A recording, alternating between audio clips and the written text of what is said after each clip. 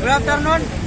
నిజంగా సభాముఖంగా తెలియజేయమన్నదిగా ఐపీఎస్ ప్రవీణ్ కుమార్ గారి పట్ల నిజంగా బండి సంజయ్ గారు ఆరోపణలు చేయడం సరికాదు. ఇట్లా చేస్తే కనుక చెప్పు చెప్పాలి తప్ప బండి సంజయ్కి. నిజంగా ఒక రకంగా దేశాన్ని కావచ్చు మన తెలంగాణ రాష్ట్రాన్ని ఉన్నతమైన రంగం వైపు నడిపించడానికి ప్రవీణ్ కుమార్ గారు నిజంగా గొప్ప గొప్ప సేవలు చేస్తున్నారు.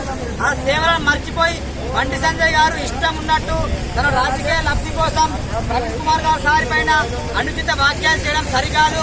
మొన్నటికి మొన్న రాజా సింగ్ గారు బండి సంజయ్ గారు అని అనను, వాడు ఇష్టం ఉన్నట్టు హౌలే పనులు చేస్తాడు. అందుకే గారు అనాల్సిన అవసరం లేదు. బండి సంజయ్ గాడు ఆడొక హౌలే గాడు. అరే బండి సంజయ్ గారికి దమ్ముంటే కనుక మాతో వచ్చి మాట్లాడు.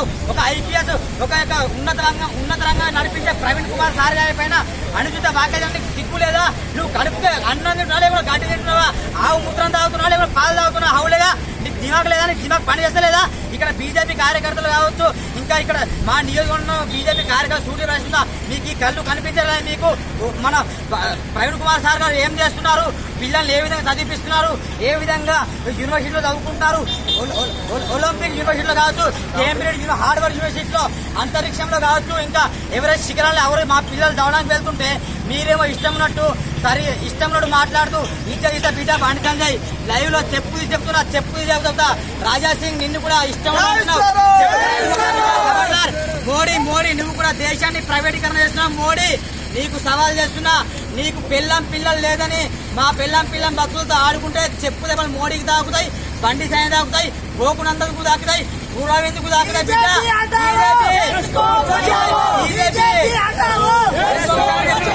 దేశంలో కావచ్చు, రాష్ట్రంలో కావచ్చు, బీజేపీ చేస్తున్న అక్రమాలు, బీజేపీ చేస్తున్న ప్రైవేటీకరణ ఆపేయాలి. లేకుంటే చెప్పు దెబ్బలు పడతాయి. బండి సంజయ్ నీకు సవాల్ చేస్తున్నా, నీ బండి సంజయ్ నీ ఇంట్లో రాజకీయం చేసుకో. మా ప్రవీణ్ కుమార్ సార్తో కావచ్చు, మాలాంటి యువకులతో రాజకీయం చేస్తే కనుక నేను డైరెక్ట్గా నిన్ను కూడా సన్యాసంలో పంపిస్తాను. ఖబర్దార్.